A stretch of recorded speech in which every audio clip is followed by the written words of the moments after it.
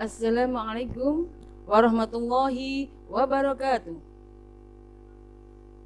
Kita jumpa lagi dalam pembelajaran IPA kelas 8 semester 1. Sebelum pembelajaran dimulai, marilah kita berdoa terlebih dahulu. Semoga diberi kemudahan untuk memahami materi ini. Berdoa dimulai. Berdoa selesai. Anak-anak, kali ini kita akan membahas materi tentang gerak pada tumbuhan. Ya. Ini adalah kompetensi dasarnya, yaitu mengidentifikasi macam-macam gerak pada tumbuhan. Kemudian tujuan pembelajaran kita kali ini adalah untuk mendeskripsikan macam-macam gerak pada tumbuhan dan siswa dapat menjelaskan perbedaan gerak pada tumbuhan. Macam-macam gerak pada tumbuhan, ini judulnya. Berdasarkan asal datangnya rangsangan, gerak pada tumbuhan dibagi menjadi 3 macam, yaitu gerak etionom, gerak endonom, dan gerak higroskopis. Gerak etionom atau esionom adalah gerak yang dipengaruhi oleh rangsangan dari luar. Contohnya adalah cahaya, suhu, gravitasi bumi, dan lain-lain. Organ tumbuhan yang memberikan respon terhadap rangsangan tersebut adalah bisa akar, batang, daun, bunga, buah, atau bagian dari organ tumbuhan tersebut. Berdasarkan respon yang diberikan, gerak esionom dibedakan menjadi 3, yaitu gerak tropisme, gerak nasti, dan gerak taksis. Gerak tropisme adalah gerak tumbuhan yang arah geraknya dipengaruhi oleh arah datangnya rangsang. Tropisme sendiri dibedakan menjadi 4, yaitu fototropisme, ya, kemudian geotropisme, hidrotropisme, dan tikmotropisme. Kita bahas selanjutnya. Gerak fototropisme adalah gerak yang arah geraknya dipengaruhi oleh arah datangnya rangsang. Kalau fototropisme berarti rangsangannya berupa cahaya. Apabila gerak tumbuhan tersebut menuju ke arah cahaya, maka fototropismenya disebut fototropisme positif. Apabila gerakan tumbuhan ini menjauhi arah cahaya, maka fototropismenya adalah negatif. Ini contohnya, ya, ini menuju ke arah cahaya. Tuh, mekarnya bunga, tumbuhnya tunas, ya. Ini namanya fototropisme positif.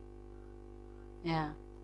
Pada umumnya bagian tumbuhan di atas tanah, ya, seperti daun, bunga, itu adalah fototropisme positif, dan akar bersifat fototropisme negatif. Ini, ya.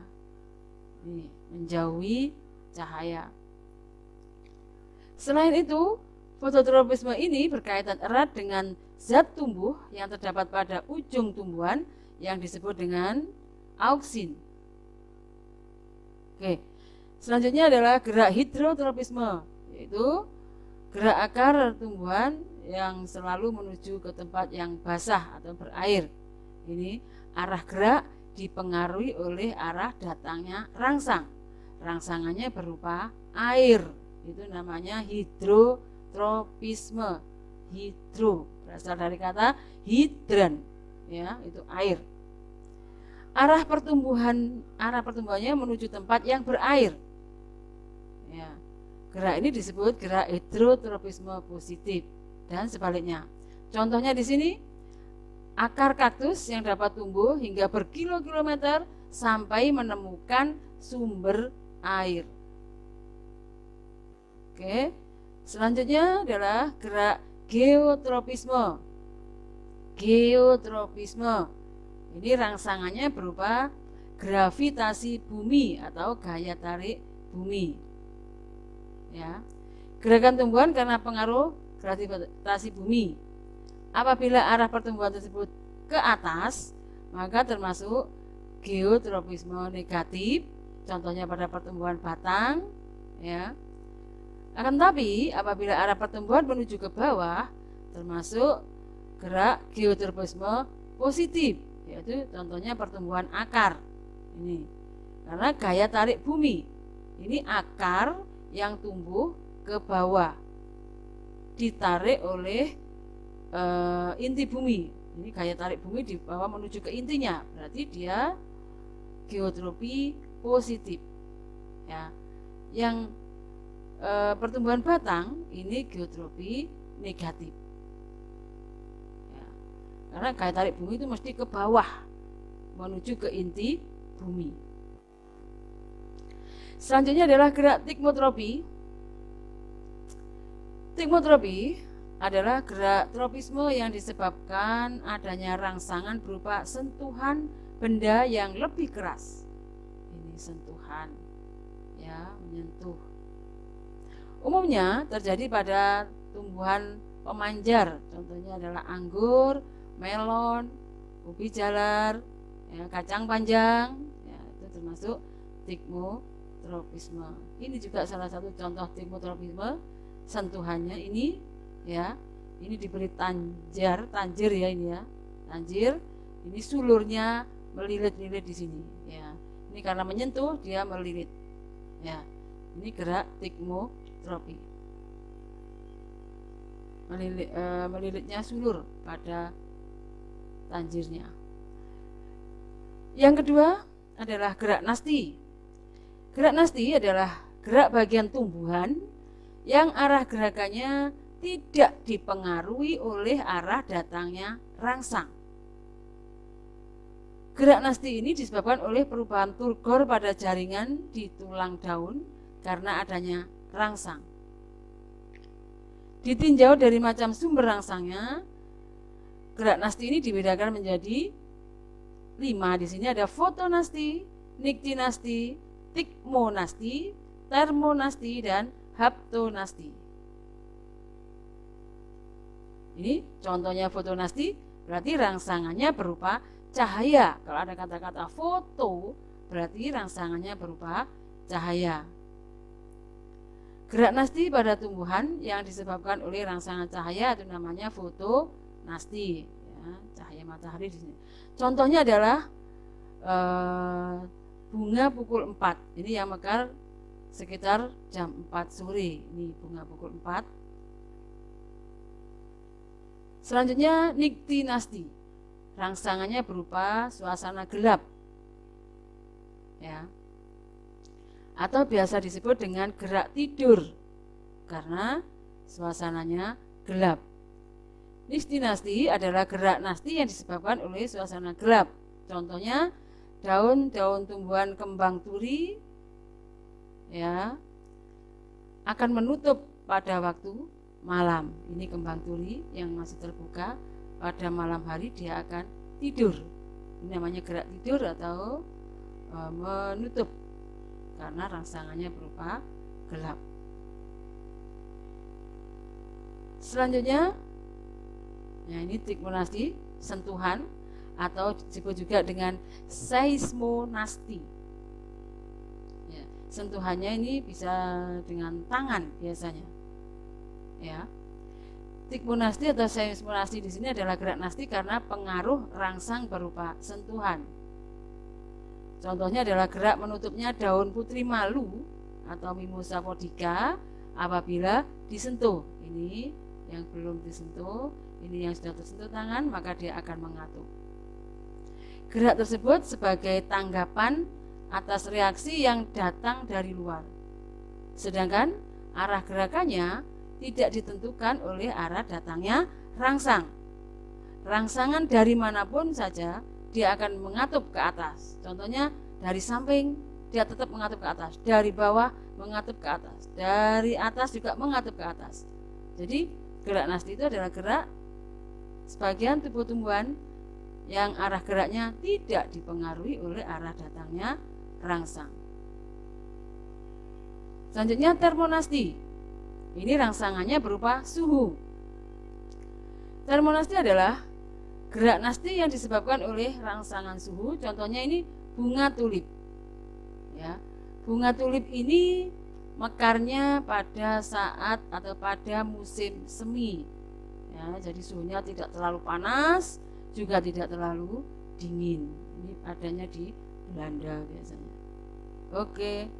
Selanjutnya haptonasti adalah gerak nasti yang terjadi pada tumbuhan insektivora. Ya, yang disebabkan oleh sentuhan serangga. Kalau tersentuh serangga, maka dia akan mengatup. Contohnya di sini adalah tumbuhan Venus ini ya. Dan ini adalah tumbuhan kantong semar. Jadi kalau ada serangga yang datang ke sini, maka dia langsung menutup. Ya, mengatup. Tuh. Yang ketiga adalah gerak taksis. Taksis adalah gerak pindah tempat. Seluruh bagian tubuh tumbuhan ini berpindah tempat dan arah perpindahannya dipengaruhi oleh rangsangan. Gerakan yang arahnya mendekati sumber rangsangan disebut sebagai taksis positif, mendekati sumber rangsangan. Dan yang menjauhi sumber rangsangan disebut taksis negatif. Gerak taksis dibedakan menjadi dua, ada kemotaksis. Ini rangsangannya berupa zat kimia. Kalau ada kemotaksis, kemo, ya, gerak seluruh tubuh tumbuhan atau gerak pindah tempat karena pengaruh rangsangan zat kimia.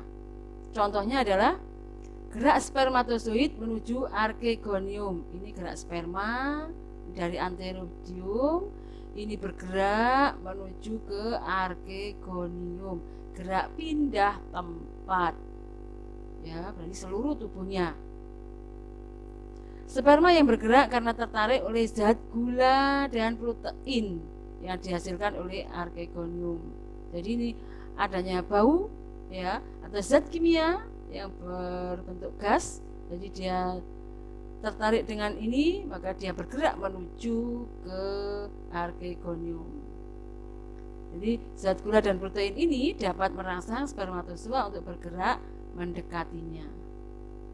Oke, selanjutnya adalah fototaksis. Adalah gerak pindah tempat seluruh bagian tubuh tumbuhan karena pengaruh rangsang cahaya. Pindah tempat ya. Contohnya gerak kloroplas menuju ke sisi sel yang memperoleh cahaya. Jadi ini yang terkena cahaya, maka kloroplas akan bergerak minggir menuju ke sisi yang terkena cahaya. Ya, foto rangsangannya berupa cahaya. Oke. Gerak endonom. Ya. Jadi gerak esionomnya sudah selesai, kita masuk ke gerak endonom atau otonom. Adalah gerak tumbuhan yang disebabkan oleh rangsangan atau faktor-faktor yang berasal dari dalam tumbuhan itu sendiri. Contohnya ini gerak menggulungnya daun kubis.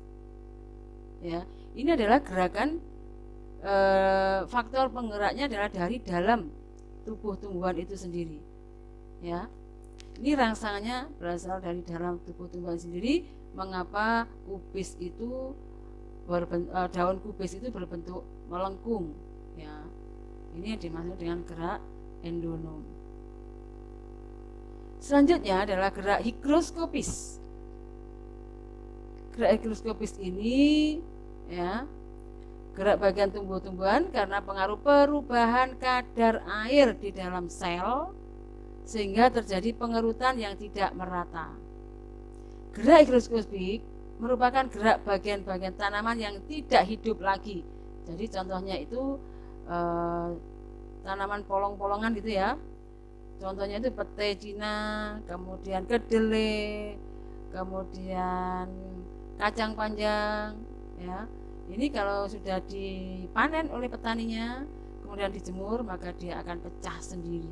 Ini namanya gerak higroskopis. Oke, demikian yang bisa kami sampaikan. Mudah-mudahan bermanfaat. Terima kasih atas perhatiannya. Assalamualaikum warahmatullahi wabarakatuh.